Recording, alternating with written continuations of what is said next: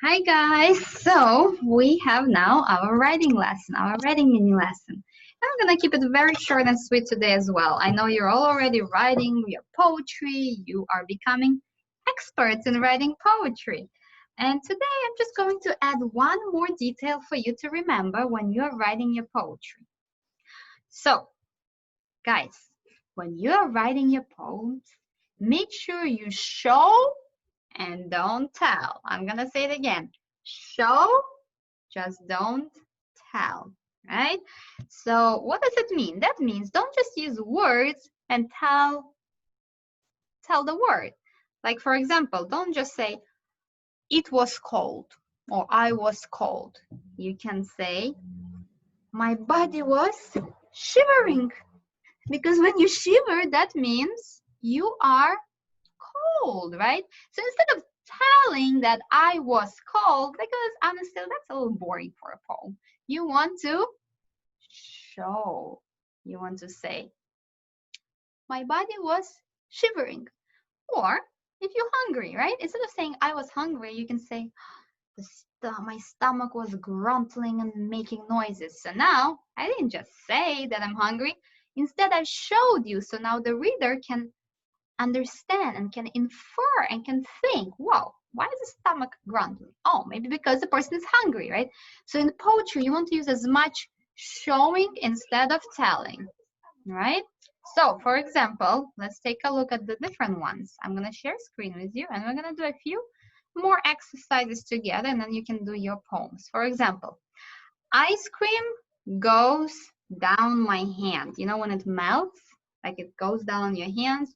Well, the word goes, you could use the word goes, but it's like too much telling. Instead, I can show how exactly it looks. I can say, instead of goes, I can say it dripped, right? Dripped. Now it's more a concrete image. I'm showing, not just telling you. Now you can imagine the little drops of ice cream. All right, nighttime came. So word came. Well, this is just telling. This is not really showing. What word can we replace this with? Let's highlight a different color, the words that we replaced, right? Instead of came, I can say the nighttime crept in, right? To make it feel more like it came quietly. Crept in. Yeah, came quietly and unexpectedly.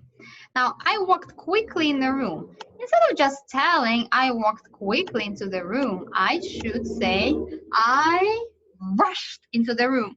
Because when I say I rushed into the room, right? I rushed.